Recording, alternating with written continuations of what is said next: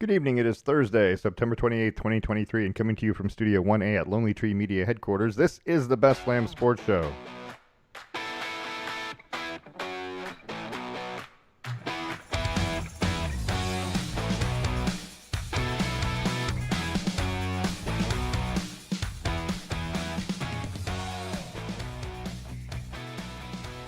My 30-second thing seems like it goes really long. It does seem like it takes a long time, yeah. 30 seconds is a long time when you're counting. So, just want everybody to be aware of that.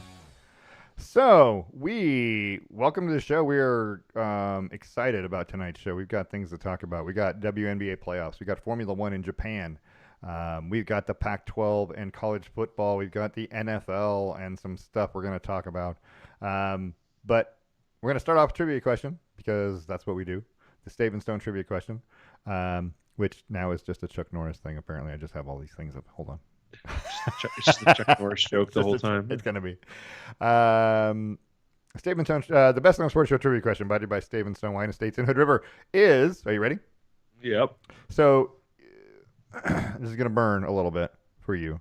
The Dolphins scored 70 this weekend. What I want to know is, what's the record for NFL teams scoring points in a half? Because they scored 35 in each half of that game. And it wasn't a record. 70 points wasn't a record either, but the record was 72. Right. I think it's 73. The Bears. Or 73. And they were in field goal range when they kneeled the ball. They could have done it. I think they should have just done it. I mean, when you got a chance for a record, you got a chance for a record. Right? I mean, the Broncos on yet another record. I mean, as they always say, if you just stop them, right? There's no such thing as bad publicity. They also say that. That's true. Anyway, the question is, what is the record for points in a half? Sorry, points in one half. That's the record. So there you go. I like how you said it was not first half, so you could be a second half. It could be second half, yeah. But anyway. So the question is points in a half, in any half. There you go. We'll tell you the answer at the end of the show because that's what we do.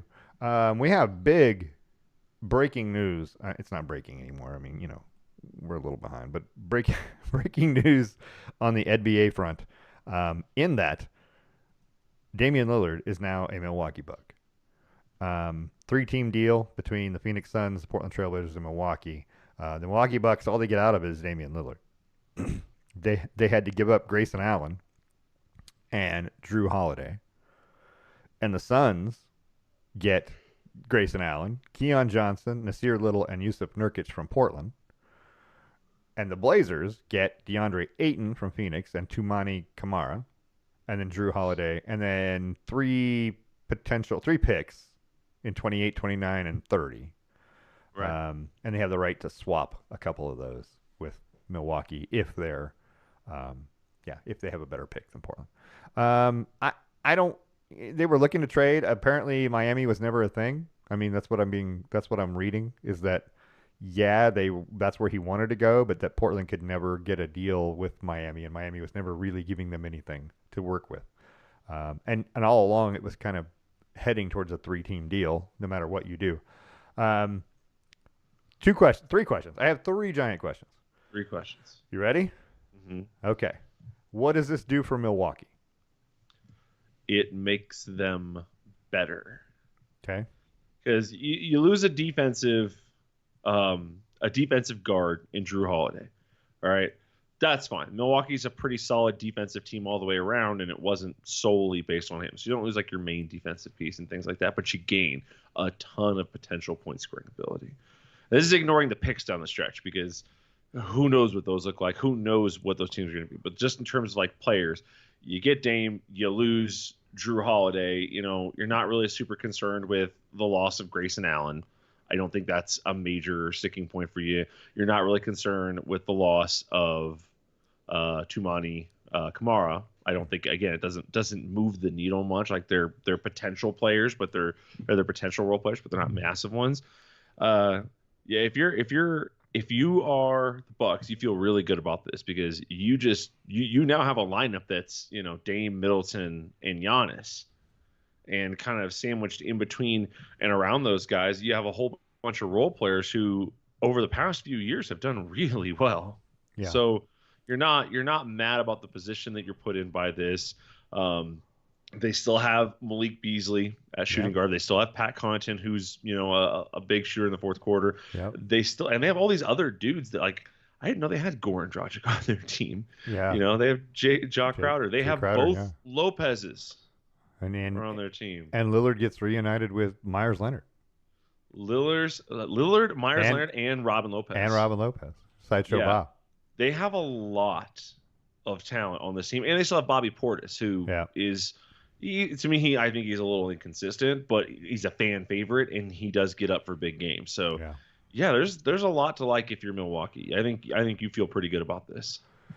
Yeah, I think you're right. I think you lose Grayson Allen, who's a shooter. You lose Drew Holiday, who's a defensive player. I don't think you're going to miss him. I don't think you're going to miss either one of them. And with Brook Lopez, who's the starting center, and Chris Middleton, and Giannis all playing, and Damian Lillard, it almost doesn't matter who the fifth guy you throw out there is. Right. I mean, you pick one. It doesn't matter. But Connaughton, when you need him, Malik Beasley, it doesn't really make a difference. It's going to be – they're going to be – and immediately you could see it in the betting line that they were the odds-on favorite to win the championship this year. So, and I don't blame them. So, this is the first time Damian Lillard's going to have a chance to play with a superstar.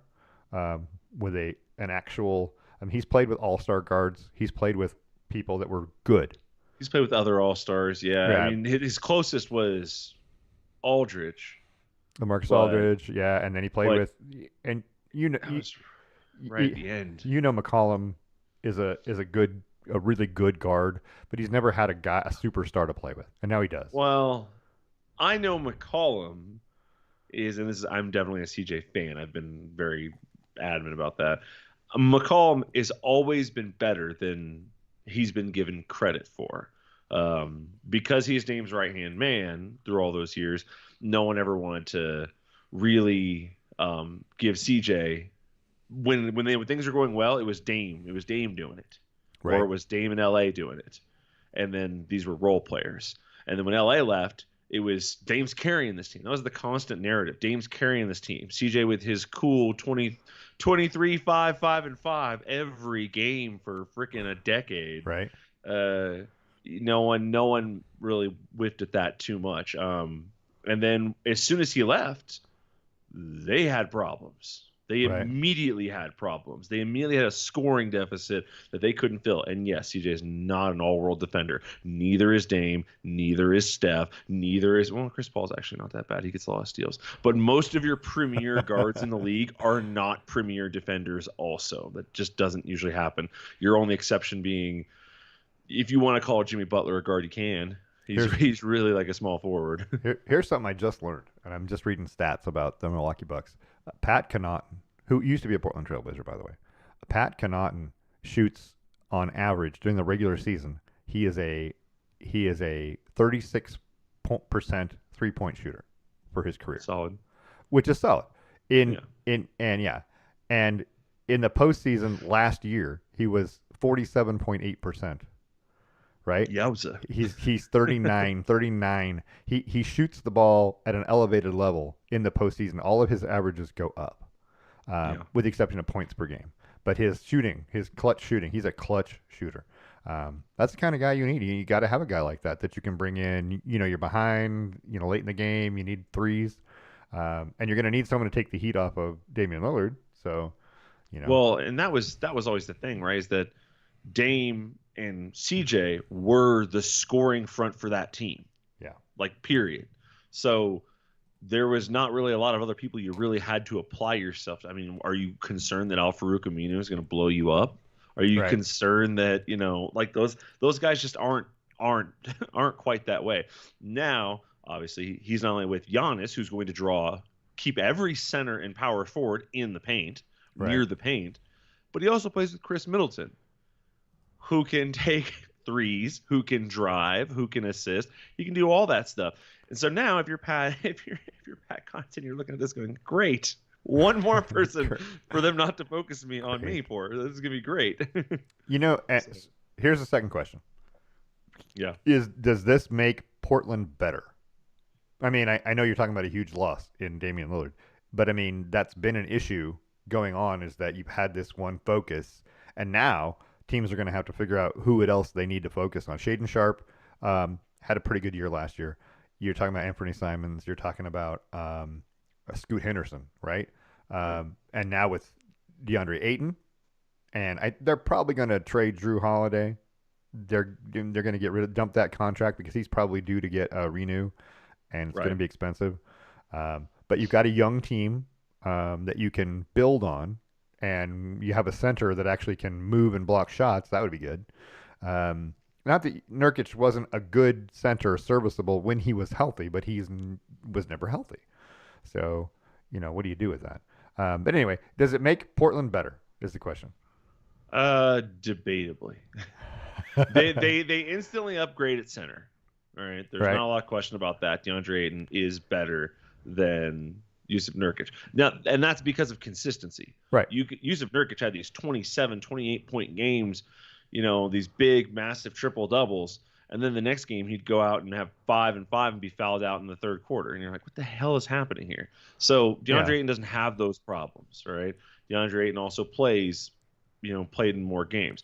Losing Nasir Little isn't that big of an issue because Nasir Little's played in over 4 seasons with the Blazers, 48, 48, 42, and 54 games.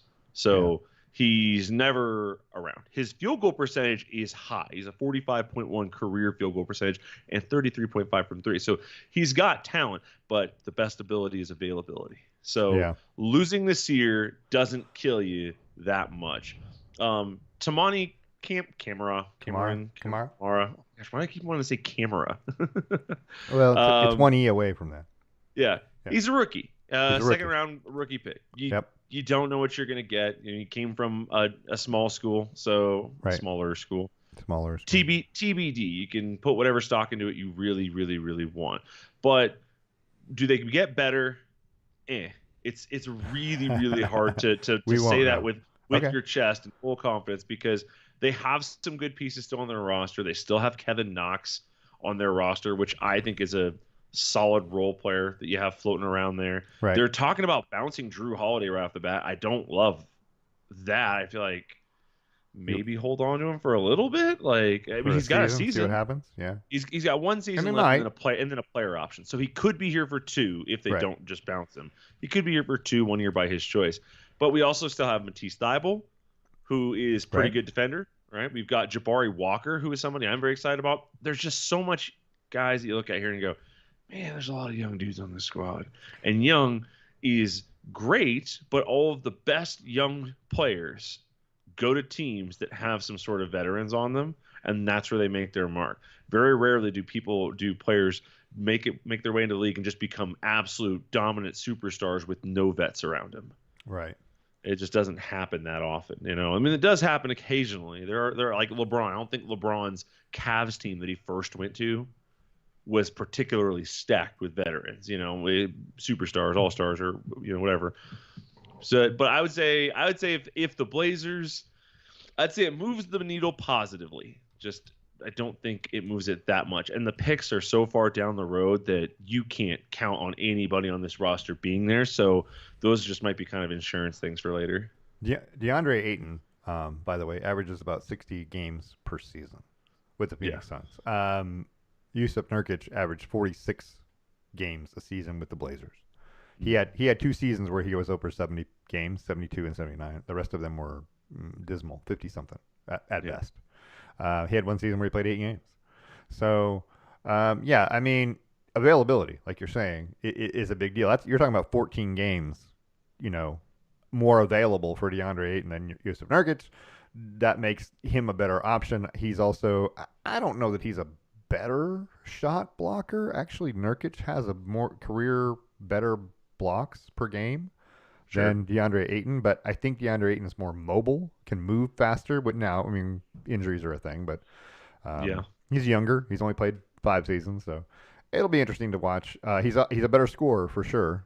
Not a lot, but I mean 2 or 3 points a game. So Yeah. yeah, I mean, I think Nurkic's career is 12, and Aiton's is 16. So It's just all about consistency. right, He seems like the more consistent week in, week out player. right, and I Like agree. that's the problem with averages, right? If you go out and Right, like Nurk's games, for example, he has one season where I think he has 2 games. 8. It's 8. Eight. Yeah. He has 8 games, and then he has one season where he has 72, and so Mm-hmm. that average is looking pretty 40. grim, right? It's Yeah. 40. Yeah. So that kind of But he hasn't averages are tough with that. in the last 4 years. He hasn't played more than 56 games with the Blazers. So Yeah. that's a telling stat. Yeah, the big injury in 1920 when he played 8 games, and then he's rehabbed from it, but he still seems to be injured. He doesn't seem to be I able don't to know why when you said the big injury in 1920, I just immediately thought about Nurkic in the 1920 the year, and I was like, handlebar what? mustache, three-piece suit, right? Is that what you're thinking? A peach, like what is it, like a peach box up Right. on the backboard that they're Yeah. dunking him into? Yeah. I mean, I get it. I see what you're saying. Anyway, I like this move. You're going to get rid of Lillard anyway, right? I like I like who you got. Let's see what you can do with it. And I agree. Keep Drew Holiday at least for a season. See what happens. If you do bounce Drew Holiday, you need to. The problem is he doesn't have a massive market for him because he's 33 years old. He's a little older. He's the oldest player on this roster now, by the way. After him, there's 2 guys. There's a guy who's 27, 2 guys who are 26, and everyone else is 24 and under. So like there's some young dudes Right. on this roster, but he doesn't have a massive market for him. So I don't know what you're going to trade him for unless you package him with a pick or 2 picks and try and go get someone. But Keep building. It sounds like you're committing to the young squad, and you're killing me here with Scoot, Sharp, and Simons all being like roughly the same, 6'2", 6'3", 6'5". They're all around 200 pounds. Like, I mean, I guess Simon's a little light at 181, but like you have a bunch of these guys who are all the same. We've got like, let's see here, 1, 2, 3, 4, 5, 6 guards on our roster, 7 guards on our roster. Good God. Yeah. Yeah, it is what it is, but we'll see. Holiday is a 36% three-point shooter for his career. When he was with Milwaukee, he was closer to 40, which is big. When he was in New Orleans, he shot an average of about 34. But anyway, he averages about 16 points a game for his career. Over the last 3 seasons with Milwaukee, it's 18. So he's a proven commodity. Yes, he's a little older, and yes, his contract is going to be unaffordable in a year. But I think you could still get something for him from someone else if that's the case. And if it's draft picks, so be it. But do what you got to do. I mean, I don't think they're planning on keeping him and making him an integral part of the team anyway. So doesn't sound like it. No. If you're going to get rid of him, just get rid of him right off the bat. Why not? I don't know. We'll see what happens. All right, third question. Yep. Are the Phoenix Suns the big loser in this trade? Because it seems like they didn't get anything in return for DeAndre Ayton. I mean, and Kamara. They're the people that they got in this trade are nobody. I mean, it's not. There's no names. I mean, they shipped off. They got rid of some Ayton's cap. Yeah, cap. Yeah, they got rid of cap space, which is huge. Yeah. Keon Johnson is better than like Tamani Kamara. Yeah, he's better than him. So that's an upgrade that you're kind of working on right there. Or that's something that you're kind of dealing with. You get Grayson Allen. He's a scorer. He can do things off the bench. He's a true deep bench guy. 8, 9, 10. But he's there. You're bringing in Yusuf Nurkic. There's your gamble. Gamble is you can keep him healthy and you can get his head in order, because to me, I see him go off the rails mentally more games than I see him go off the rails, or then I see him get hurt. He just seems to lose his cool, lose his place. And Nasir Little's great if you can manage his injuries. And Nasir Little has a fantastic, career shooting percentage and things like that. So if you can manage the injuries to Nurkic and Little, and then develop Keon Johnson, Grayson Allen kind of is who he is at this point, it's not a bad deal. I wouldn't say they're the big loser. I'd say the Blazers, since you're going to bounce Drew and Kamara's not really a factor, really what you traded for was Ayton, a 2029 first rounder, and some swap rights in 8 and 30, 28 and 30, that seems light for Damian Lillard. It does. Yeah, you're right. So, I mean, the word around the water cooler not that long ago was 3 first rounders. We want 3 first rounders for Dame. All right, and we got Ayton. All right, so there's 1 first rounder. There's one. Yeah. There's 1. Drew, I don't think it was a first round pick. Let me look. He was a first round pick, 17th by Philadelphia. What? In 2009. Okay. So that's 2 first round picks. There's 2 first round picks, and then you got 3 picks that might pan out to be a first. We have round one more guaranteed first rounder. Right. And then, I mean, but when I say first rounder, gosh, that's such a weird. I know, right? First rounder in NFL is a lock. Past number 5 in the NBA. Well, and it's usually kind of a question mark. And I was thinking about that earlier. I was thinking about the NBA draft and how different it is than all of the other sports because you have 2 rounds, right? And 2 rounds, yeah. And yeah, you're drafting 30 guys or whatever, right? 60 guys total, whatever it is. And there's a lot of guys, 60 guys. There's a lot of guys not going to make a roster in just 2 rounds that are not going to be, on an NBA roster because NBA rosters don't turn over like NFL rosters do. Right. Yeah. So there's not, you're going to have all these players. Yeah. Okay. We got 30 something teams and we've got 15 players per team. Okay. That's a lot of players, but we're only replacing, 25 next year. Yeah. Yeah. So there's a lot of guys who aren't going to make an NBA roster. And there are some that are going to make an NBA roster who aren't going to do anything. They're just nothing, And so you've got this 10 or 12 guys who are going to be something in the NBA every year. Well, so here's a great example, right? You go on back to the 2019 draft, right? So it's 2020 NBA draft. Right? You had Anthony Edwards at 1. That's a lot. That's a great pick, right? You had LaMelo Ball at 3. What year is That's 2020. Okay. I didn't want to go immediately to the past. I wanted to go like a couple years into the past just because it's a year or 2. Let's see what happens. Right. LaMelo Ball's at 3. And you can say whether or not you really love that pick or not, but he's pretty darn good. But he's having some issues lately, like in terms of injuries and things like that. So sure. But I'll still say that's a good pick. But James Wiseman, Patrick Williams, Isaac Okoro, Killian Hayes, Obi Toppin, Jalen Smith. These are other guys in the top 10, and I don't know that much about many of them, right? Because it's hard to stand out. Tyrese Halliburton was at 12, right? I know him. Yeah, that name sticks out. But Tyrese Maxey Peyton at 21 was at 26. I know him because of the Ducks. But if I wasn't Desmond Bane at 30th, it's a crapshoot when you get past like the top 5. And even then, if you go back and look at all these drafts, like in 2019, there's still an R.J. Barrett and DeAndre Hunter in the top 5. Those aren't really worth the top 5 picks. There's still a Marvin Bagley in the top 5 of the year before. Mo Bamba, Wendell Carter. These are names, but they are names. But they're not. They're not players who are above and beyond. Right. There's still Markelle Fultz at number 1 back in 2017. It was a big deal. So yeah, when I think about the NBA draft, I say first rounder. But you don't want a first rounder. You want a top 5. You want a lock, right? Yeah, because outside of the top 5, top 10, it's really hard to gauge that. Because I'm looking at 2019 now, right? Zion Williamson, John Morant. Those are the first 2, right? Yep. R.J. Barrett.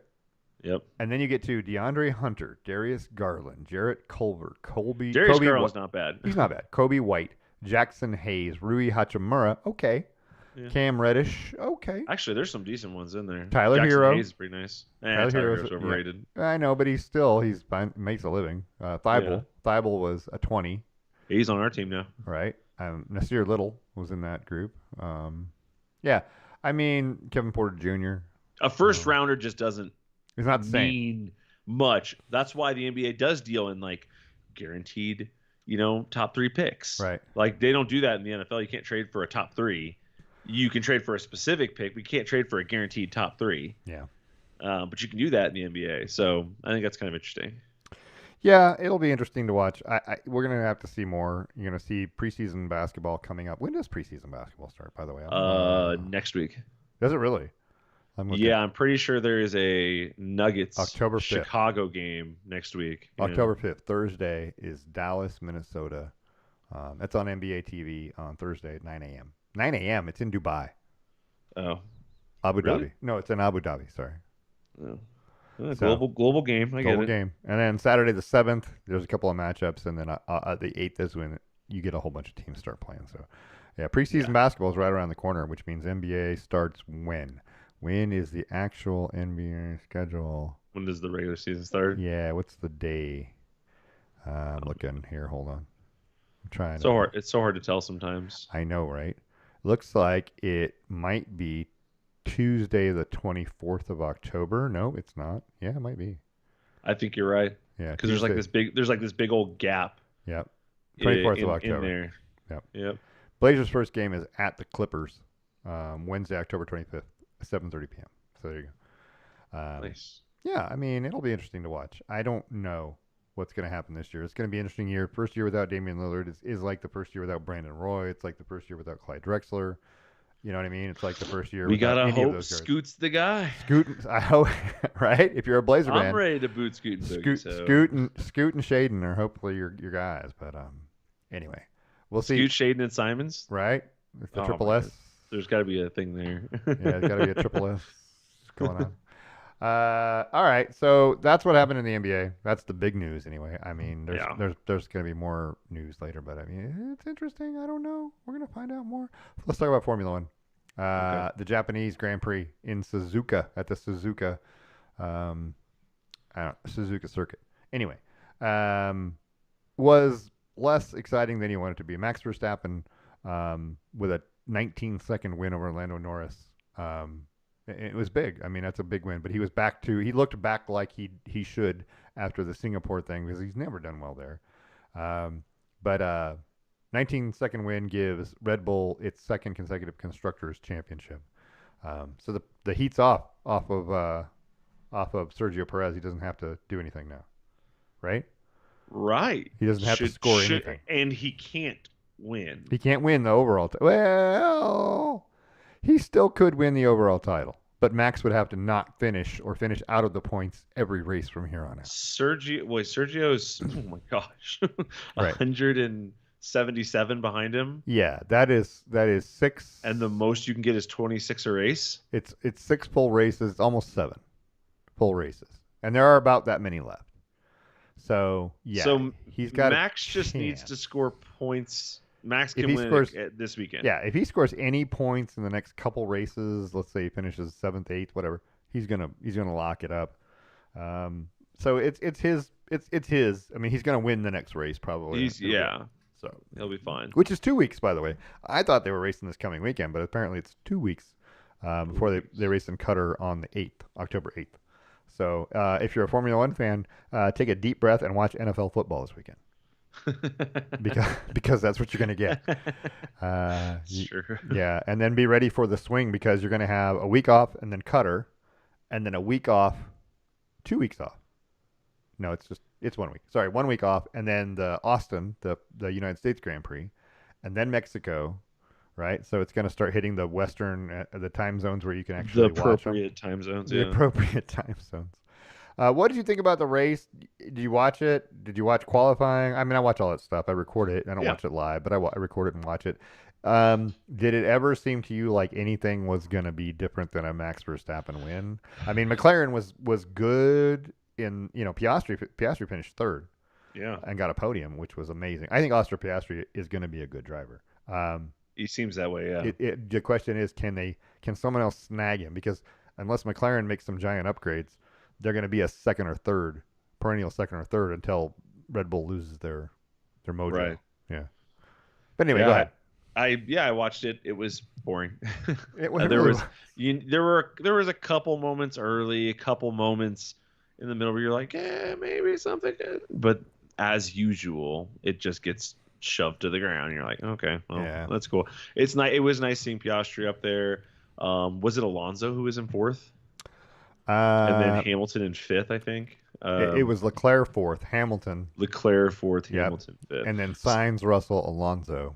It's nice to see that Leclerc's put together a string of good races. Of decent races, yeah. Because he had this he had this string in the middle there from Canada until Belgium where, he pulled 12 points, 18 points, but then 2 and 6 and then 19 and then it did not finish. And it's like, come on, now.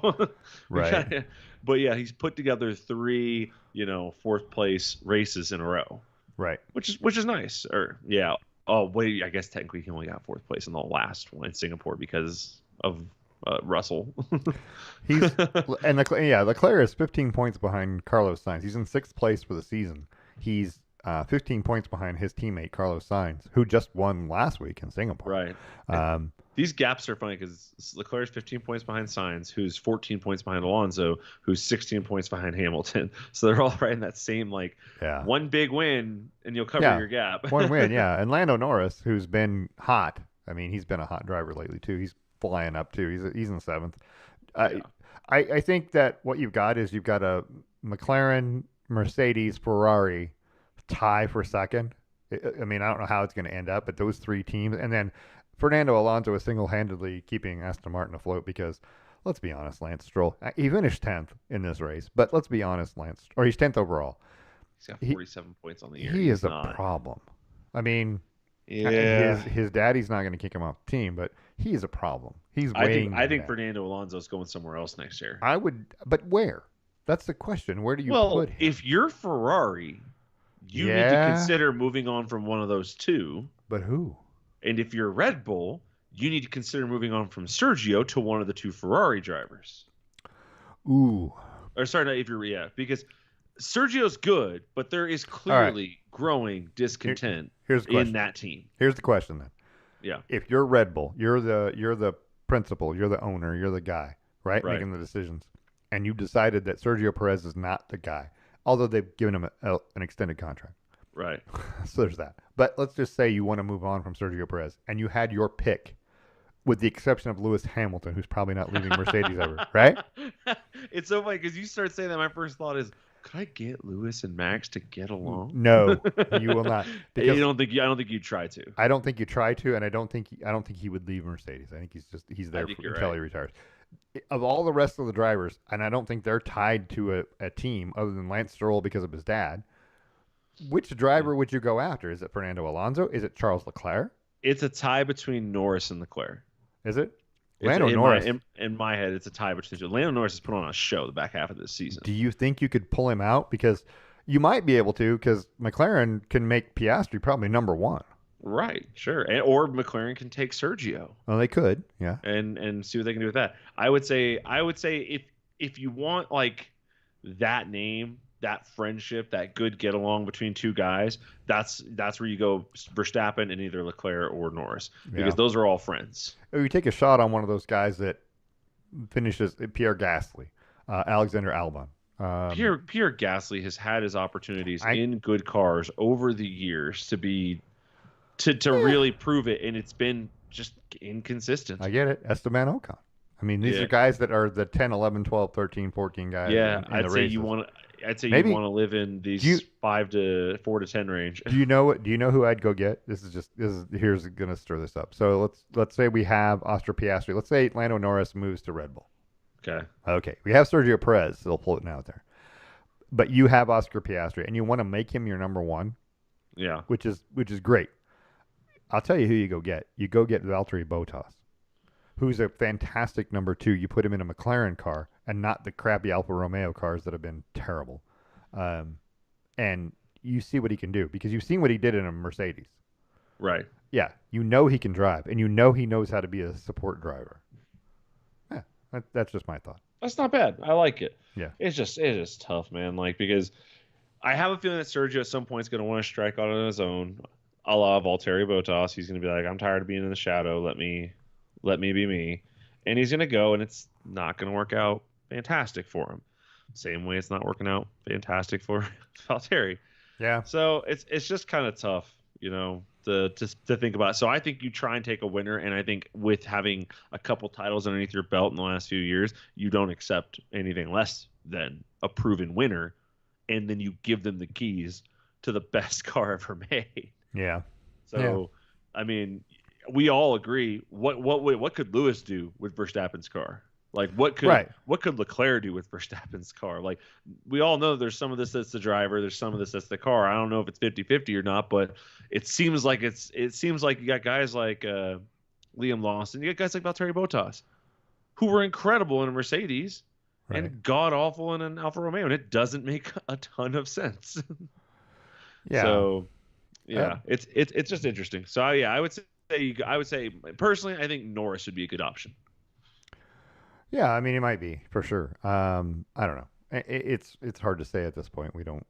I mean, not that anybody's going to change teams Oh or yeah, yeah. I mean, who knows? I think a But lot of those guys are committed to the teams they're on. I think Norris stays with. I think the only person who's really in danger of leaving is Sergio Perez and probably Carlos Sainz, because I can see Sainz being frustrated with Ferrari for continuing to put Leclerc on a pedestal despite kind of outperforming him as a whole over the last 2 years. gotcha. So All resentment. right. Yeah. Yeah. More to follow. More to follow. More to follow. I mean, it's all going to change. It changes every seems like every week. But yeah, we got more to come. WNBA playoffs. We'll talk about that real quick. The New York Liberty won Game 2 of their series with the Connecticut Sun after dropping Game 1. On Tuesday, they won 84-77.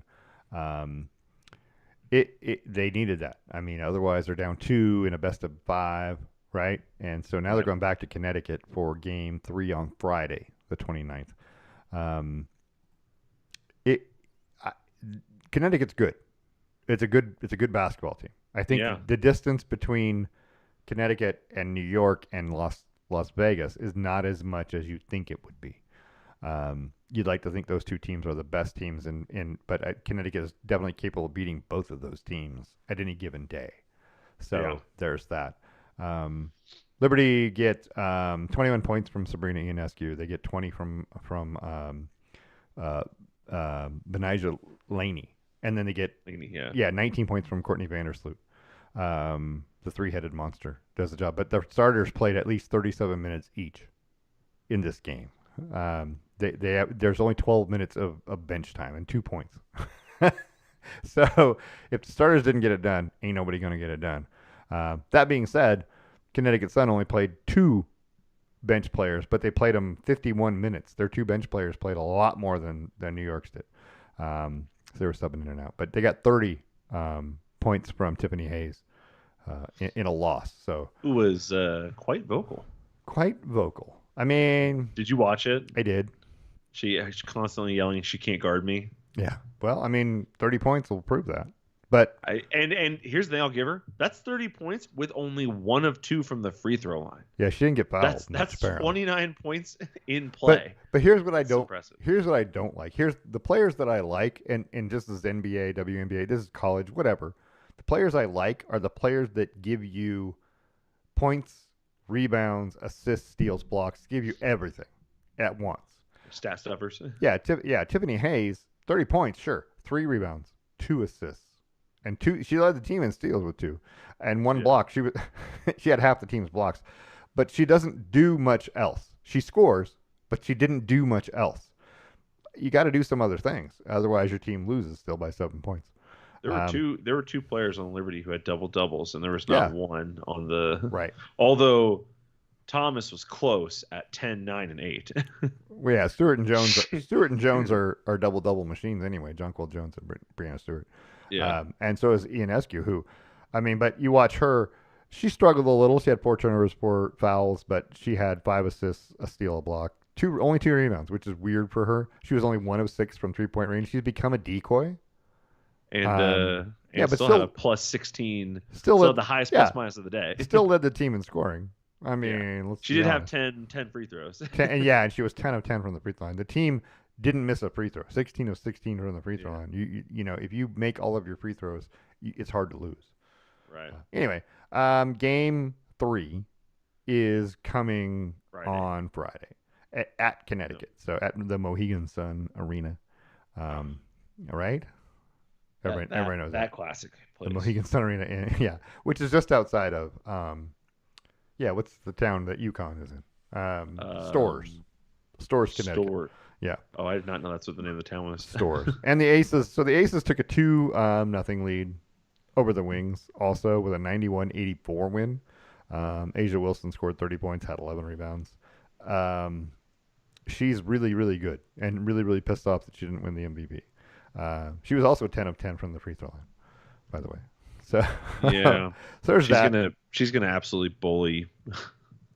She's So gonna bully them if they play each other. the Aces are going to have to do what you do with LeBron or Michael Jordan. Let them score.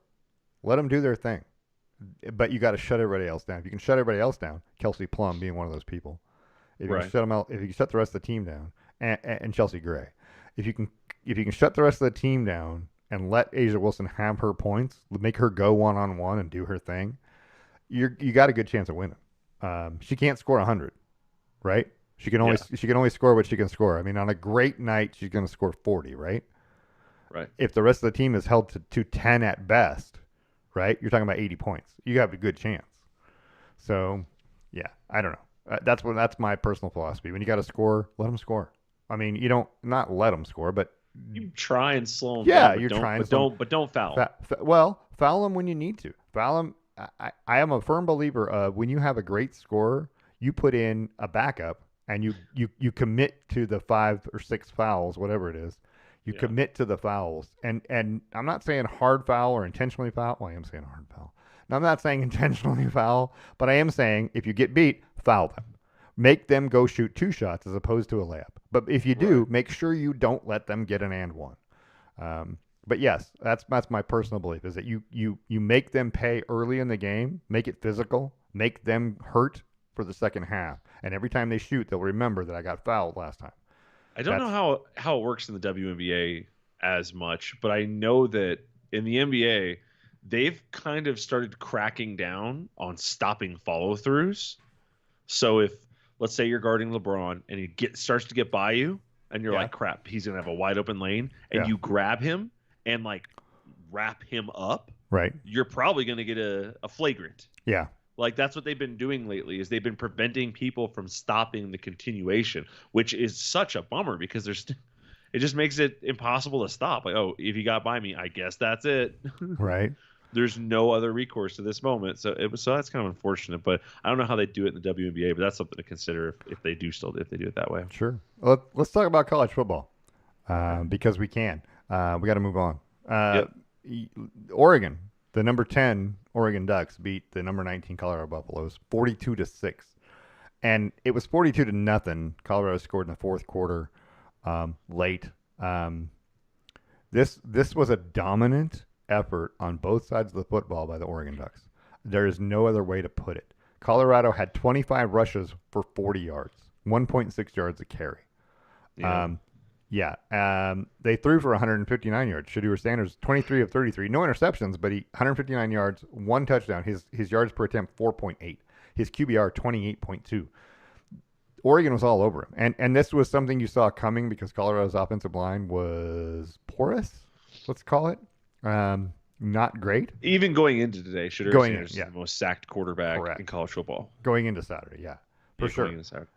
But the Ducks just came out and blew the doors off. It was more than you expected it to be. You kind of expected it to be a puncher's game, back and forth maybe, but Oregon finds a way to score an extra touchdown here or there. You know what I mean? You did not expect it to be 35-0 Oregon at the half. I did not expect that. Oh, not a chance. Yeah, I know that Oregon tends to struggle with games of high hype. Yeah, for sure. Historically, that game is that game that we lose. And I don't know why that is, but it's just always been. And this game had all of the hype coming into it. Yeah, for sure. It was loaded with, it was dripping, let's say, with storylines and things, right? And this was Colorado's first test. Yeah, they're missing Travis Hunter. Okay, but I would not have helped. Not with the way this team played. It wouldn't. It might have helped a little in the end in terms of total score offensively. I think it would have helped defensively more than offensively because Oregon's defense played that scheme masterfully. I think defensively having a Travis Hunter keeping up with a Franklin is a little better of a deal. Oregon ran for 240 yards, 6.3 yards a carry, 3 touchdowns. Bo Nix throws for 276, 28 of 33, 276, 3 touchdowns. He did throw an interception. It was a dominant. Troy Franklin was amazing. 8 catches, 126 yards, 2 touchdowns. If he's not an All-American at wide receiver, I don't know what is. Yeah, he found every way to get open, didn't he? Right? Yeah.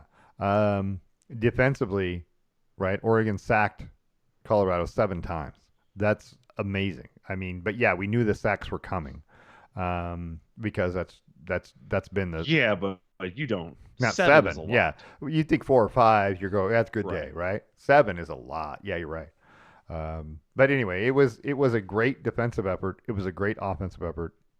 It's hopefully you won't have a letdown against Stanford this week, because that's a possibility, right? I Right. mean, it's a sandwich game. Stanford's in between because if you're looking ahead to Washington, who's next week, woo. Well, we have a bye, and then Washington. Oh, right, but So yeah, there's a reset week in there. I think the thing that benefits you though is when trap games, especially trap games post a big game, are always tough because you expend all of your energy, all of your effort, all of your, emotion to finish off one game, and then the next game you get caught taking a sigh. Well, for a quarter already, Bo Nix and those guys have been breathing easy. yeah, So they all came out of the game in the third, early fourth, something like that. So I feel like there's already been plenty of time, even on Saturday, to go. All right, we got this. We're good. Let's start working on getting healthy, working on focusing on the next one. I don't think it's this kind of. I don't think this game would be a trap game. I would have said last week at Hawaii, where last week Hawaii would have been more of a trap game because those Mountain West type teams or whatever they are, they're weird sometimes, man. Sometimes they have an offense and you didn't know it. yeah, But I mean, even Hawaii came to Oregon and put up a better show than Colorado did. yeah, they did. So Yeah, I can't argue with that. Let's talk about the rest of the Pac-12. USC beat Arizona State 42-28 on the road, and dropped a couple places in the poll because of it. I mean, they did not look dominant right, like they had. I mean, Caleb Williams was still fantastic. Don't get out of hand here. It's 322 yards, 3 touchdowns. You know, but they ran for 213 yards. They just seem to let Arizona State stay in the football game. The defense is where you go, what is going on, right? USC had 8 sacks, 8 sacks of yeah, of Arizona State, and you still gave up 28 points, and they were still in the football game in the fourth quarter. That's the scary part. I think if you're a USC fan, is that when Arizona State scored with 8:05 to go, it was a 7-point game, right? So you're still going, wait a minute, we should be dominating this game. We got 8 sacks, we have 200 and something yards of rushing, and when Caleb Williams hasn't made a mistake, and right, all this stuff is going good. Your defense sucks, by the way. I'm just letting you know. You gave 28 points to Arizona State, who's 1-3 in the Pac-12. Your defense is not very good. If you don't shore that up, pretty soon someone's going to exploit it with a good offense. Washington, Oregon, somebody, right? somebody will do Somebody it. will do it. Yeah, because there's a lot of good offenses in the Pac-12 still. Heck, Oregon State can do it if they get the running game going. Good Lord. I don't know. Washington State's still that team. I tell you every week. I'm scared of Washington State. I would not be surprised if Washington State found a way to win the Pac-12. Just saying that, throwing that out there. It would not be that surprising. No. I completely agree. Yeah. I think that they're a little light Yeah. on they don't rush the ball super well. Right. Their quarterback can run, and they've played some decent teams so far. I don't know. I'm having a feeling that as soon as Utah gets Cam Rising back, and they're going to be tough. And I think they're going to still be the most difficult team. They are, for sure. You're not wrong. Washington beat Cal 59-32. Scored 45 points in the first half. They're 4-0. They looked every bit the part of a world beater, but Cal, again, is Cal. Michael Penix threw an interception. There's that. 304 yards, 4 touchdowns, interception. This is a team that throws a football. I mean, this is a Washington team. They ran for 140 yards, which was big for them, right? That was a lot. But they threw for almost 390. Dylan Morris came in as backup, threw for another 85 yards. They're a really good throwing team. You have to eliminate. And they had 2 guys catch 120 yards or more and 2 touchdowns. Right. They've got receivers. They've got a quarterback. This is a team that's dangerous. I will say this: Washington didn't record a sack. Right. So again, this is one of those teams where I feel like you're going to beat them. You have to offensively beat them. You have to control the ball, right? Control the time. Slow down the game. Yep, slow down the game. Run the football. This is something Oregon's really good at, by the way. I mean, control the. Cal spotted him 14 to start the game.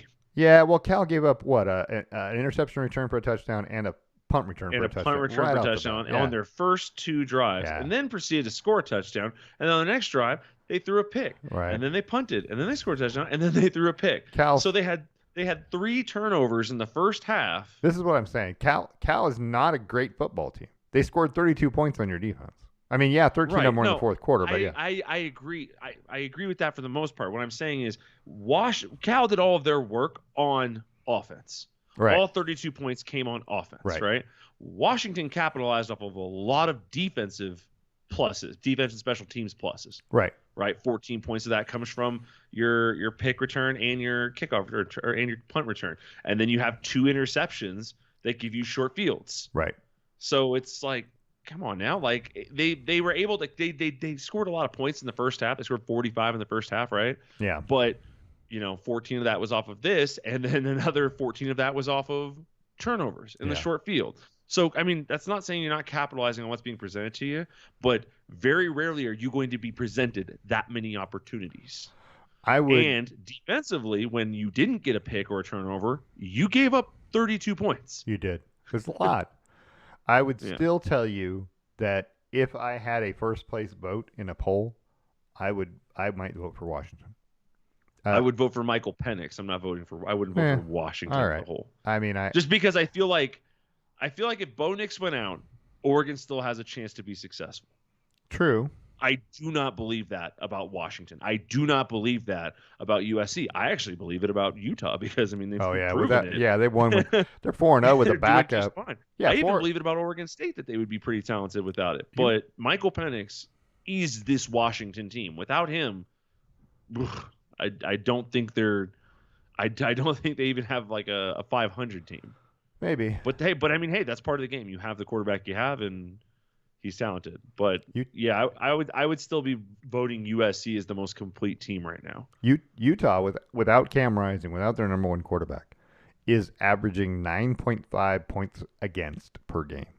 Less than 10 points they're giving up. Their defense, without an offense that can really sustain drives and keep people off the field, right, is still not giving up points. Their defense is really, really – imagine what happens when they get a quarterback back. They're going to be hard to beat. That is a really, really good football team. I was kind of thinking that by this point in time they'd be 2-2 and there would be issues, right? No. Right. 4-0. And I don't know if he's coming back this week. I mean – right? I wouldn't. He's not rush him. Yeah, I wouldn't rush him. What's the point? Right. I wouldn't rush him because you're not losing anything. But they do play Oregon State at Oregon State in Corvallis. It's a good football team that has a good rushing game. I don't know about the passing yet. Martinez, 57 carries, 432 yards, and a touchdown. That's an average about 7 point something yards per carry. Why would you do anything else? Is my question. Just keep running it and see every time I talk to Oregon State fans, they say the same thing. What are we doing here? Like, why did we even put this in the air? Yeah, Bucky Irving, by the way, for Oregon, 37 carries, 305 yards. That's almost 10. I mean, it's 8 point something per carry. That's ridiculous, right? Oregon has some weapons too. So I mean, this is going to be a great Pac-12 race down to the finish. You're going to get those big heavyweight games: Oregon, USC. Utah, USC, Utah, Oregon. You're going to get all those games down the stretch. It's all coming later. Yeah, it's coming. And it's going to be exciting. Looking forward to that, by the way. Also in the Pac-12 that happened this weekend, Utah, in dominant fashion, beat UCLA. And when I say dominant fashion, it was 14-7. It was the fewest points scored by Utah in a win, right, since Kyle Whittingham has been the head coach. But they gave up 7. They gave up 7 late. They didn't. I mean, it was in the fourth quarter before UCLA scored with 3:39 left to go in the game. It was a dominant win by their defense. Utah looks like the best defense in the Pac-12 without a doubt. I mean, yeah. So the question is, can the Utah defense beat a Washington offense, or a Oregon offense, or a USC offense? That's the question. The thing is, like, I thought UCLA had a pretty stout offense. But I've also seen UCLA quite a few times in the past few years put up dud offensive games. Right. So it's not too crazy. Yeah. Well, I mean, that's the key, right? We'll find out. Right. We'll find out soon whether or not he's capable of doing it or not. Well, So both offenses for Utah and UCLA had one drive that scored. One 9-play drive that scored points. The other touchdown was in the first quarter on an interception return for a touchdown. So by Utah, that's the difference in the game. And their defense is capable of doing that to you. It's just really, really good. That is a really, really good team. And so what did all that mean, by the way? Well, let's talk about one more game, and that's Washington State beat Oregon State in Pullman. Washington State looked like they were going to pull away and put this game away, and then they didn't. You know what I mean? They let Oregon State kind of hang around. I thought Oregon State scored the last 2 touchdowns. Yeah, the last one was with a minute 12 to go, but still, you had a chance at that point at making it 38-35. Washington State looks good offensively. Their defense is going to be one of those things. It's suspect to, you give up 35 points in the win. 21 of them in the fourth quarter.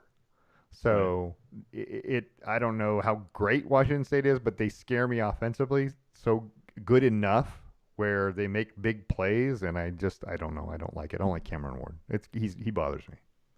he's stressful. He's stressful.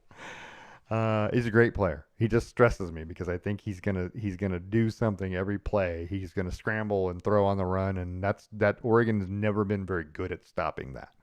No one is. The air raid is the air raid for a reason. No one's good at stopping the air raid. True. Yeah. It was 35-14 Washington State at the end of the third quarter, and they gave 21 points in the fourth, and managed to escape with a win.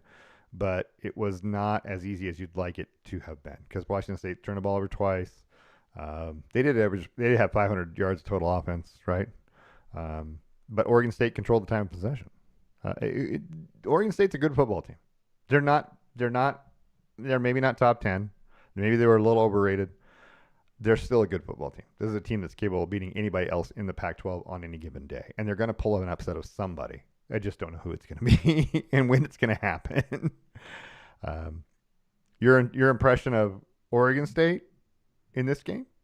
Yeah. Okay. They were pretty good. They're pretty good.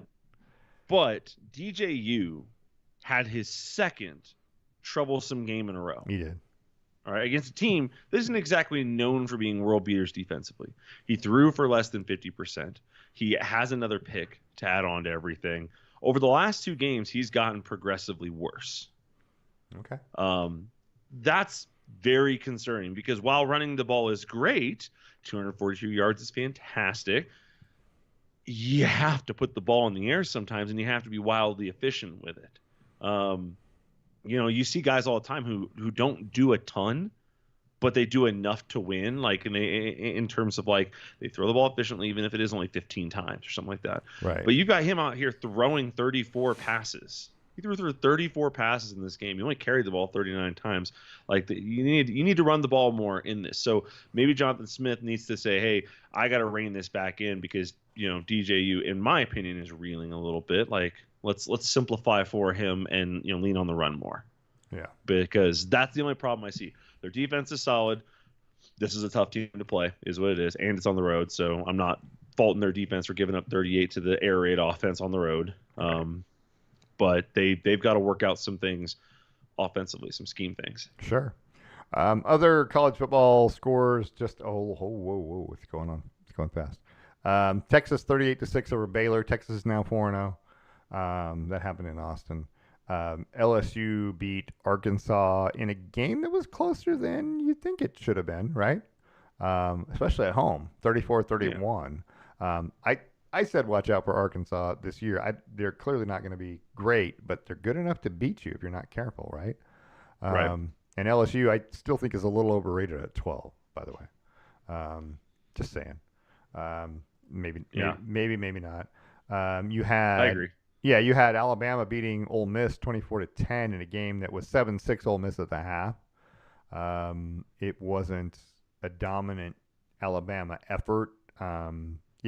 It ended up being a 2-touchdown win, but it was not a great win. Alabama still doesn't look like that team to me. But Ole Miss doesn't look like that team either. So there's that. You get what you get. So here's a question for you. When you Yeah. look across these scores, Yeah. and I'm seeing more parity. I'm seeing more teams that 5 years ago didn't have a chance. Right. Arkansas was a nobody. Ole Miss was getting stomped in this game 40-0. Oregon State isn't competing, right? Right. Cincinnati isn't competing. Is this a result of NIL? People going where they want and being able to make money wherever they go? Is it kind of marginalizing, like, okay, well, now Alabama doesn't have the best people ever because all those Florida guys who couldn't make any money in Florida and had to go to Alabama to do it can stay in Florida and make money? It's definitely a part of it, yeah. I think it's definitely changing the landscape a little bit. Yeah. And you had Florida State winning at Clemson 31-24 in overtime. That's the number 4 team in the country. Struggled 2 games in a row on the road, and that's a Clemson team that's now 2-2 and is definitely out of the national championship hunt, out of the conference championship hunt at 0-2. Yeah, presumably. Yeah, I mean, I don't think there's any way back unless everybody else starts losing. You'd have to start. Yeah, there have to be some cannibalization in there. Right. Duke has to take care of. Oh, yeah. Florida State. Florida and Miami can help you out down at the end of the schedule there. Right. And then you had the Ohio State Notre Dame game, 17-14. Ohio State scoring with 1 second left in the game, just stunning Notre Dame at home. I don't think. Okay. Traditionally, I think Notre Dame is overrated. I think they're overrated this year. I think that was a thing. But Ohio State may also be overrated. I don't think Ohio State is very, very good. I think they're all good. Of the real big schools, with the exception of Georgia, look like they're all struggling a little bit. Yeah, struggle some a little bit.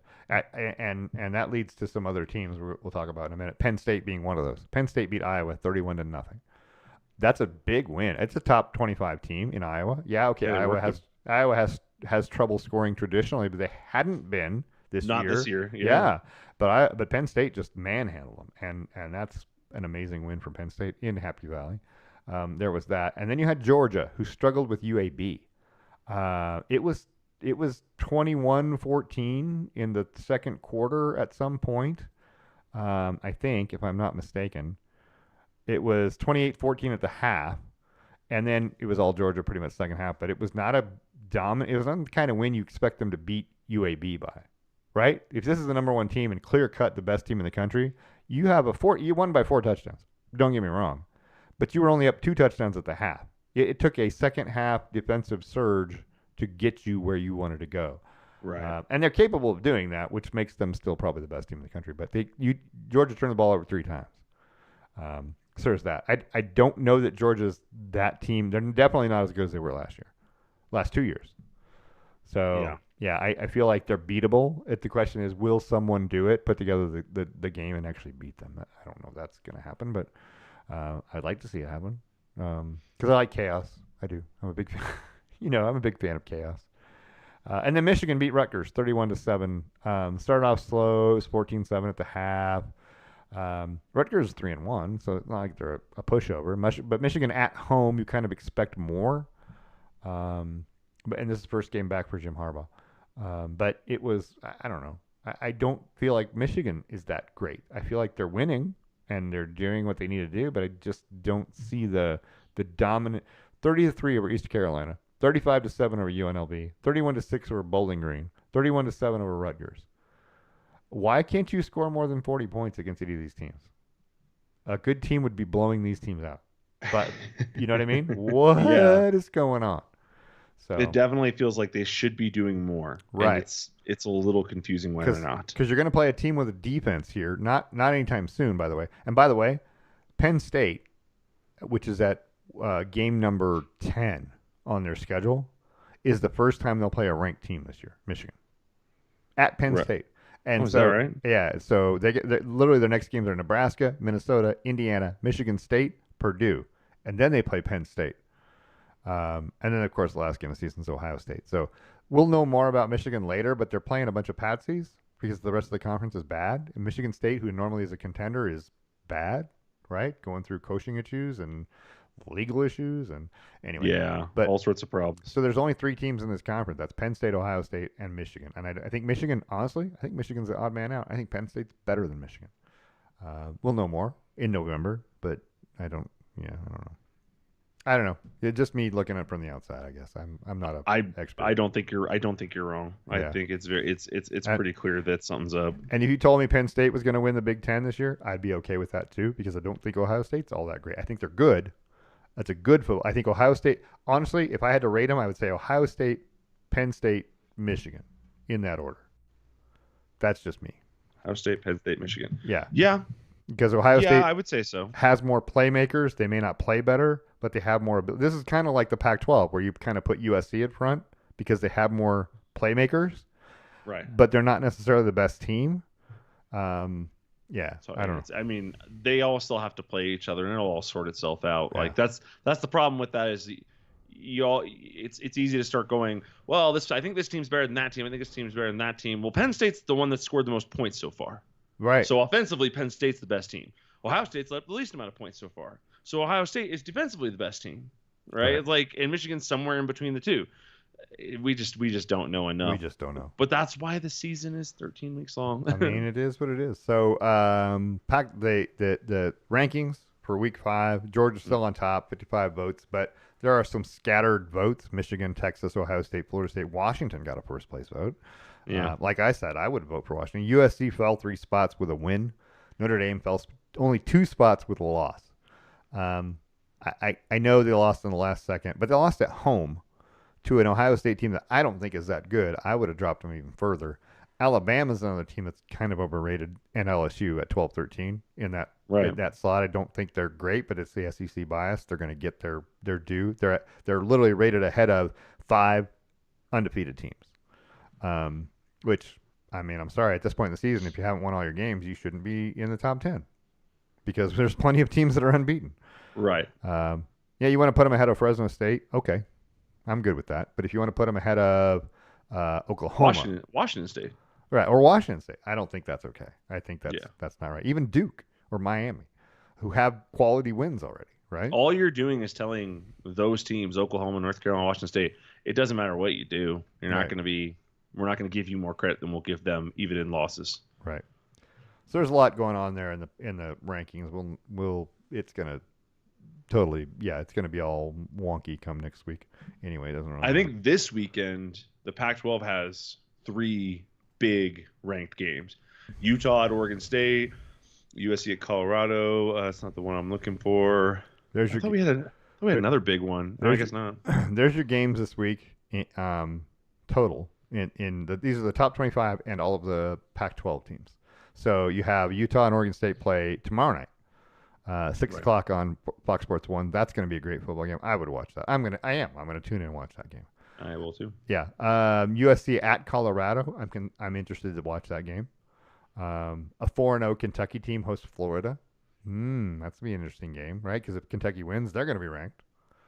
And with Florida being at 22, they should be unranked. And if Florida loses, they're going to be 3-2, right? And they'll they'll fall out probably. That's crazy. Georgia playing at Auburn. Auburn's not terrible. I mean, that's a team that could give them some trouble. Right. Kansas at Texas, 2 unbeaten teams. LSU at Ole Miss. That's an interesting game. Notre Dame plays at Duke, right? That's an interesting football game. There's some good stuff. That's where College Game Day is this weekend. Yeah, there's some good stuff on this schedule. And Notre Dame gets 2 College Game Days in a row. Yeah, well, this one's Duke getting the game. I know, but they're featured. Right. Which means you have to hear College Game Day isn't just about the wear. It's about, from a television standpoint, like I have to listen to the Notre Dame stories and like the little all the stuff that they do and the voters that they bring out, and I have to listen to the same kind of stuff week in and week out. So yeah, it's just when you put one team on there so many times, it's like ugh. Let's talk about the NFL real quick. Okay. We're not going to go deep, but we'll talk a little bit. The Miami Dolphins scored 70 against your Broncos, and I'm sorry that happened, but It'd be like that. That's the big story. Denver quit, and yes, yeah, but I think that they're trying to quit. I mean, I kind of get that, but I don't know. It just seemed like everything Miami touched was a point, right? I mean, every time they touched the football, right. it was something good. Miami turned the ball over on downs once. They had an end of the half drive, right? Right. And 1 punt. No, they had 2 downs. So, there were 4 drives where they didn't score, but everything else was a touchdown. I mean, everything else Yeah. that they touched was freaking amazing. They looked better. They were sharper. They came right out the gate, and I mean, it was 35-13 at the half. They scored 35 more points in the second half. It was a complete win by the Dolphins. It was a complete meltdown, I guess, by the Broncos, but not a meltdown so much as it was are they tanking this game because we're 0-2. We started out this game competing, and then we decided, we can't really compete, so let's just screw it. Which you don't know anymore in the NBA and the NFL and any of these leagues. You just don't know if that team is giving up. Right. Because now at this point you're 0-3. What are the odds of you making the playoffs even? Slim. I mean, couple, 5% maybe. I don't know what it is, but it's very slim in that division. Especially, you're going to play a lot of good football teams.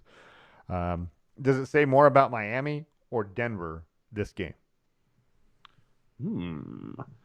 I don't think it says as much about either team as it seems, right? Like, from an offensive standpoint, Denver is well above middle of the pack in offensive efficiency in the NFL, right? So we're like 14th or 13th. So there's not really a ton of issues with our offense, right? Defensively, giving up 70 points is brutal, right? Like that. So I'd say, if anything, it talks more to Miami's offense. Like but specifically to the offense. It's not talking about Miami as a massive whole, right? Defensively, they're still middle, bottom of the pack. Sure. Defensively, but to their offense, yeah, that's pretty darn impressive. But I mean, it re-emphasizes how, Denver's first offensive drive, rush for 2 yards, jet sweep for 3 yards, incomplete deep left, punt, followed by a touchdown. And then we go on this big extended drive and kick a field goal. Right. And it's like, okay, come on. It's just like, can we get something going? Like, it was never there. And then we had, in the second half, there was a big play where we were in scoring position. We were driving down the field. We were absolutely hauling, and Cortland Sutton fumbled the ball for the second time. Right. Which then turned into a Miami Dolphins touchdown. Miami Dolphins scored 2 touchdowns. 14 of these points came off of Cortland Sutton fumbles. Right. So, I mean, and then Russ had a pick that was tough to watch. I'd say it just emphasizes Miami Dolphins' offense is that good. But the Broncos all year have been struggling on defense. Right. I think this just kind of emphasized that. Sean Payton did come in and say he was going to flip the script, and he did. He gave us a better offense and a worse defense. Right. So, yeah, we've moved up remarkably on offense, and we moved down remarkably on defense. Broncos were also without 3 defensive starters.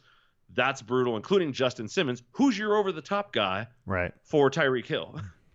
Yeah. So there's a little bit of that was going on, but even then, like, you give up 70 points, even if you screw up a bunch, it's tough. Yeah. But Miami, I mean, even when the backups are in, Miami was a scoring machine.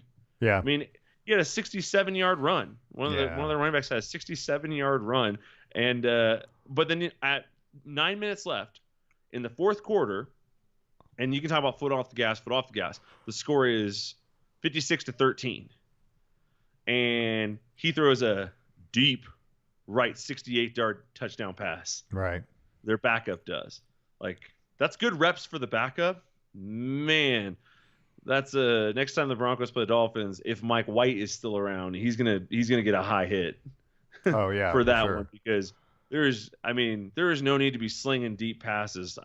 I'm usually a fan of keeping your foot on the gas pedal, but at this point you're up 43 points.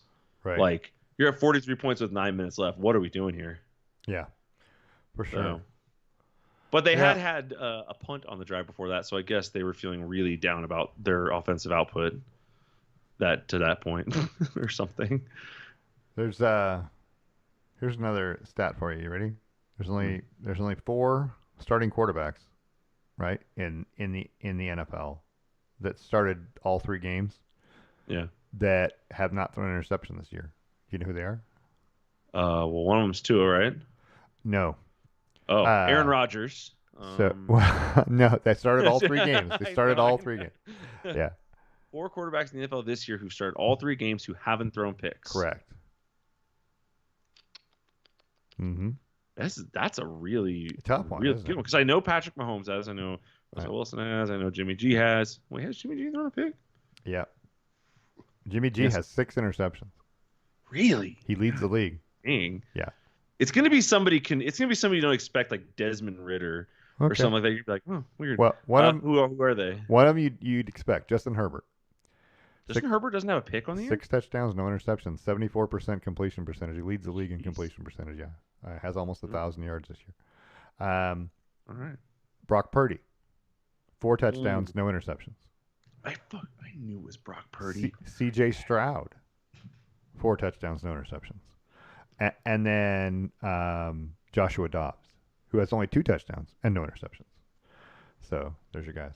Josh Dobbs has been pretty efficient this year. I've been pretty impressed with him. Yeah, 72% completion percentage. He's only thrown for 500 and something yards, but he's doing what they need him to do, which is I manage think they're games. tanking Well, anyways. They might be. Yeah. Jimmy Garoppolo leads the league in interceptions with 6. Sam Howell of Washington with 5. Stafford, Jones, Allen, Wilson, Fields all with 4. So there's a lot being said there. To be 3 games in and not having thrown an interception is amazing. So anyway, I just Good deal. wanted to throw that out there. And the Chargers won their first game finally in a 1-score game, which was it's been frustrating. If you're a Chargers fan watching these games so far this year and watching them lose 1-score games, and they finally won one, which is thank God. 28-24 at the Vikings. The Vikings are 0-3. Are the Vikings in trouble? I would say yes. I mean, but I don't know for sure. It's hard to ever say with the Vikings. Right, and that's the problem, right? They are a confusing team. They are a confusing team. And then you had this week, let's say also you had the Saints and the Packers. The Packers stole an 18-17 win, 18 fourth quarter points to steal an 18-17 win over the Saints in Green Bay. Pretty amazing because I thought that game was over for sure. We had Houston. Where is it? We had the Houston being a surprise in Jacksonville, 37-17. I mean, they dominated the Jaguars. I don't even understand that. What just happened? Because I thought Jacksonville was one of those teams, right? Jacksonville's supposed to be a contender this year. A cusp team, right? On the cusp of greatness, and they just got manhandled at home. At home. Yeah, you can't do that. And then how about the Dallas Cowboys? They go to Arizona and they lay a complete egg. 28-16 Cardinal win. The Cowboys look dominant through 2 games, but the Cardinals. Oh, thank God. I know. I don't like Cowboys either, but just hearing the world, like, I don't understand how you don't have the social awareness to know that when your team loses, everyone goes, right. Yeah, thank God. Like, everyone hates the Cowboys, man. Yeah, it's true. The Rams managed to lose a game to the Bengals. 19-16, the Rams offense looked terrible. Or the Bengals defense looked good. I don't know which one, but the Rams offense looked terrible. I still think Joe Burrow is injured. He doesn't look like Joe Burrow. This does not look like a great football team. That's all the reports I'm hearing is that he's still dealing with his calf injury. They were lucky to win this game. They got out early, right? They had 16-9. The Rams scored kind of late. But it was, Matthew Stafford threw 2 interceptions. If they don't turn the ball over, it's a different game. But their offense could never seem to get going. So the Bengals defense won the game for them, basically, because 19 points shouldn't win you a football game. But it did. And that's been the case this year on a number of games, right? Just ask the frickin' Saints, right? Who won 16-15, and now they lost 18-17, and the Patriots beat the Jets 15-10. And we heard Joe Namath say that they need to move on from Zach Wilson. They do. They do. He's not wrong. I don't know. I don't know what they're gonna do. They've paid Aaron Rodgers so much damn money. I don't know if they got any money left. So there's that. But don't count out the Bills. I know they lost in Week 1 to the Jets. That was a big win. It was an emotionally charged game 1. But the Bills are averaging. They give up about 12 points a game. Their defense is really good. So and they scored 37 against the Commanders' defense that I think is pretty good. I don't know. There's more to be said there. There was other games. The Colts beat the Ravens 22-19. I thought the Ravens were a lock to win that football game. They didn't look like they could do anything, but it took overtime. Right. And a safety to get the Ravens. Anytime your team relies on a safety to win a game. I don't know. The Steelers beat the Raiders 23-18. There's that. The Eagles looked pretty easy with their win over the Buccaneers. The Buccaneers didn't look great. I thought that was going to be closer than that. I don't know. Seahawks beat the Panthers 37-27. They should. The Seahawks should be better than the Panthers. Panthers are 0-3. But it wasn't never really a dominant win. It was a good win. They were in control-ish, but it was 13-12. Panthers at the half. But second half. Anyway, I don't know. Kenny Walker, 18 Seahawks carries. are letting people hang around. Yeah, Kenny Walker, 18 carries, 97 yards, 2 touchdowns. Okay. He's legit. He's legit. He is. Anyway, there's that. So the NFL was what the NFL was, and I still don't know anything about any of these NFL teams. I'm just saying that. I normally by this point I have figured it out. I will tell you this. Here's what I know. The Niners are good. Niners are good. The Niners are really good. The Browns' defense is good. The Lions can beat you offensively if you let them, but they're not great. If you let them. But they're not great. The Dolphins' offense seems great. Seems great. Seems great. Let's just say that. Seems great. The Bills still seem like a very complete football team. The loss in week 1 notwithstanding, they're still very good. The Ravens, I thought were good. I don't know how good they are. 19 points isn't going to get it done in any league. The Seahawks are now 2-1. I don't know that they're good enough to be a 2-1 team. The Bears are terrible. That's what I know. The Bears are terrible. You know the Bears are terrible. Yeah. Yeah. I know the Raiders are probably not very good. Well, so I feel like there's one team, maybe 2 teams that I didn't even go 3 actually, who are terrible, and to me that's the Giants, the Jets, and the Bears. Yeah. You just don't feel like those are good teams. There's that next tier above them, which is where the Broncos get slotted. Yeah. You don't feel good about anything that's going on. Even the Vikings at 0-3 are still in that slotting. The Texans are kind of in there. The Panthers, Vikings. yeah. There's a lot of teams in that next tier who you're like, I think they're not awful, but I don't feel very good about what's going to happen this year. Yeah, for sure. But I would agree with a lot of what you said. I think the Chiefs have kind of figured it out. They turned a little corner. I mean, yeah, it was against the Bears, but they're 2-1, and their one loss was, a real tight one on opening weekend to the Lions. So, you can kind of wash away with that. The Titans are a team that I'm just confused by. Yeah. They go out one week and they play all world. They go out the next week and they can't do anything. Yeah. I don't know. I have no clue. Your final from Green Bay tonight, Thursday night game. The Lions 34, the Packers 20. So the Lions are 3-1 and 2-0 on the road, by the way. On the road, yeah. Yeah. David Montgomery had 32 carries, 121 yards, and 3 touchdowns for Detroit. After being hurt last week, I mean, I thought he was hurt, but he's not hurt. Not hurt. Yeah, he's not hurt. Big games this week. Raiders at the Chargers. Both teams 1-2. That's at 1 o'clock on CBS if you get it. The Bills Dolphins is at 10 a.m. on CBS. That's gonna be a good one. Yeah, that's gonna be a good football game. The Broncos and the Bears. 0-3 teams. People are calling it I sent Cassie a meme of 2 clowns fighting each other. Preview of the Broncos, but I still think that game could be entertaining. I think there's a bunch of those because they're right in that neighborhood together. The Ravens Browns, also 10 o'clock on CBS. The Bengals Titans. Hey, right? I said to begin this season that I thought the Ravens were overrated. Yeah, and I thought the Browns were going to be better than they seemed. And here they are sitting with the same record with a chance to prove me one way or the other. The Rams and the Colts are playing at Indianapolis, right? I wonder if what's his name's going to play the quarterback, Richardson. I don't know. Buccaneers Saints are both 2-1. They play also. The Vikings and the Panthers. Somebody's got to win a football game. They're both 0-3. Well, yes, they don't. They could tie. Patriots at the Cowboys. Which Cowboys team will show up, right? The Chiefs play at the Jets, right? Can Zach Wilson do anything? Seahawks play at the Giants. The Giants we think are terrible, but I mean the Seahawks. They always kind of have a little bit of a defense, but Seahawks have this way of blowing games too. So who knows? And it's on the road too, and it's on turf, which we all know all athletes hate. Yeah, whatever. They've been doing it forever. It's not the end of the world. Yeah. Anyway, so there's all that. It'll be interesting to watch. I still don't know anything. I think we need 5 weeks this year before I figure out who the good teams are. Originally we said 3, but I think it's 5. Yeah. Yeah, I think week 5 is going to tell us a lot more. You're going to have some teams playing each other in week 5, and the matchups will be like Chiefs Vikings, right, at Minnesota. Right, the Cowboys and the Niners play week 5. There's some good games in there too. Bills Jaguars. Don't know. So, yeah, I thought the Jaguars were better than losing to the Texans, but maybe they're not. I don't know. Learn something new every day. We're learning more as we go. There's a lot to be said, but a lot more football to go. Let's talk about the trivia question real quick again. Steven Stone trivia question was, who holds the record in the NFL for most points in a half? We know that the Dolphins scored 70, and we know the Bears scored 73 back in 1940 in a win as the NFL record. But what's the record for points in a half? So that's a good question for you. Do you know the answer? Who holds? I'm going to go with Minnesota last year in their comeback.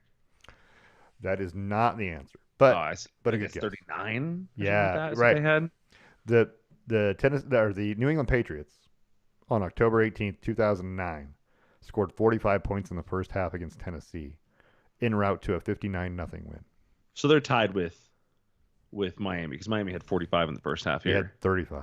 35 and 35. Miami had 35 and 35. Two halves. Oh, really? Yeah, that's why I went to the question. I must have misread the ESPN thing. Darn. 35 and 35 to get 70. It was an even balance game, but the score of this game was 35-0 at the end of the first quarter. Yikes! There's a Titans loss for you. So anyway, that's a tough one. Right. It was a snowy game in New England. Snow, and they scored 45 points. They scored 59 points in the game. But it was Tom Brady, and it was the Patriots when they Tommy Legend in his prime. Yeah, being a machine, right? So there was that. Anyway, I like snow football, by the way. I do. I think that's the best kind of football. I think it's more. It's an equalizer. You get to know who the better players are because they prepared for it. It also has crazy turnovers, fumbles, and drops and things that you wouldn't normally expect. Hey, a snowflake got in my eye. That doesn't happen in Dallas. Right. So I think that all teams should have to play outdoors and play with the weather. But that's just me talking. Well, you'll love this then because the Broncos are so bad, all of their ticket prices are dropping. All right. So I'm looking ahead towards the end of the year to go into a game. Yeah. I want to go to a snow game, and on 12/31 they play the Chargers. Oh, that's perfect. So I'm New Year's Eve. Snow pour down. Yeah. Woo. They play the Patriots the week before on Christmas Eve. Oh, that'd be good. That would be a good one too. That's a night game. That's gonna be great. A night snow game. That's gonna be perfect. I know, actually, right? Honestly, that one might be more fun to go watch. I like the sound of that. That's all we have for tonight. Just want to let everybody know we'll be back next week. Do you have a minute? Do you have something you want to talk about? Oh, I do not. No, Okay. nothing off the top of my head. We'll do it next week. Yep. I want to thank everybody for listening, but hang on a second. I got to get music. Right? We want to thank ESPN. We want to thank CBS Sports, Fox Sports, NBC Sports. I also want to thank our sponsors, Boss Kitty and Steven Stone Wine Estates. This has been a Brain Rock production, division of Lonely Tree Media LLC. I want to thank everybody for listening, and we'll talk to you next week.